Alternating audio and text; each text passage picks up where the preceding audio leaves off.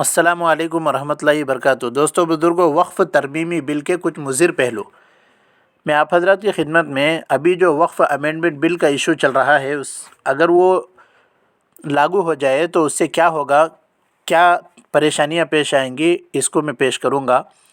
ایک نئی دفعہ 3C اس کے تحت ضلع کلکٹر کو اختیار دیے جانے کی تجویز ہے کہ وہ کسی بھی وقف جائیداد کی نوعیت بدل کر حکم نامہ جاری کر سکتا ہے۔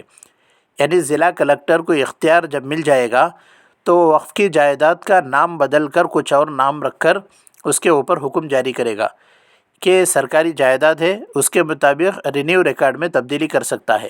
یعنی وہ کچھ بھی کر سکتا ہے، رینیو ریکارڈ کے اندر وقف کو لے جا کر وہ کسی کی پراپرٹی کے اوپر بھی لکھ سکتا ہے۔ اس کے بعد ریاستی حکومت وقف بورڈ کو حکم دے گی۔ وقف بورڈ تو ختم کرنے ہی کے چکر میں ہے، اگر رکھیں گے تو بھی وہ برائے نام رہے گی، اور وقف بورڈ کو حکم دے گی، یعنی ضلع کلکٹر حکم دے گا کہ اس جائیداد کے اندراج کو اوقاف کے رجسٹر سے ہٹا دو۔ جب ضلع کلکٹر بولے گا تو وقف بورڈ کو بھی یہ بات ماننا پڑے گا۔ اس تجویز سے وقف کی املاک سرکاری تحویل میں چلی جائے گی۔ جب وقف بورڈ کے پاس وقف کا ریکارڈ نکل جائے گا تو پھر وہ حکومت کے ہاتھ میں چلا جائے گا۔ حکومت چاہے تو اس کو کسی کو بھی دے سکتی ہے، اور اس وقف کی پراپرٹی کو نقصان پہنچنے کا بہت زیادہ اندیشہ ہے۔ آج ہندوستان کے اندر بہت ساری وقف کی پراپرٹی ہے، لوگ دنیا سے چلے جاتے ہیں یا زندہ رہتے ہوئے بھی اللہ کے نام پر، قوم کے نام پر، اللہ کے گھر کے لیے بہت ساری چیزیں وقف کرتے ہیں۔ محترم ناظرین و سامعین، اگر وقف ترمیمی بل لاگو ہو جائے تو اس کا دوسرا نقصان یہ ہوگا، موجودہ وقف ایکٹ کی دفعہ 9 کے تحت مرکزی وقف کونسل میں 14 ممبر ہوتے ہیں اور ان کا مسلمان ہونا ضروری ہے۔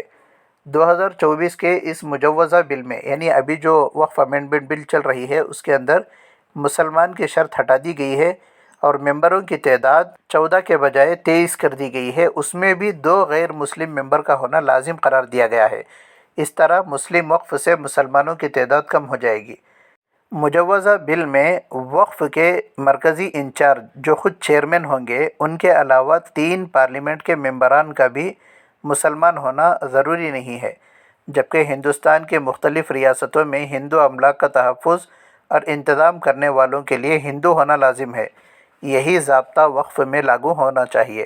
دوستو بزرگوں، اس تیسری بات کے اندر بھی یہ بات ہے کہ وقف کی حفاظت کے لیے چیئرمین کے علاوہ 3 پارلیمنٹ کے ممبروں کا مسلمان ہونا بھی ضروری قرار نہیں دیا گیا، یعنی اس کے اندر ہندو لوگ بھی آ سکتے ہیں۔ بات یہ ہے کہ ہندوؤں کی وقف پراپرٹی کی حفاظت کے لیے وہاں پر ہندو ہونا لازم قرار دیا گیا ہے، لیکن مسلمانوں کی پراپرٹی کی حفاظت کے لیے مسلمان ہونے کی شرط ختم کر کے وہ لوگ ہندو لوگوں کو مسلمانوں کی وقف کی حفاظت کے لیے لانا چاہتے ہیں۔ اس لیے اس بل کی پرزور مخالفت ہونا چاہیے، اور وقف کے اندر ایسے ہی ضابطے چلتے ہیں کہ مسلمانوں کے وقف کے مسائل مسلمان جانتے ہیں تو مسلمان اس کی حفاظت کرنا، یہی ہونا چاہیے۔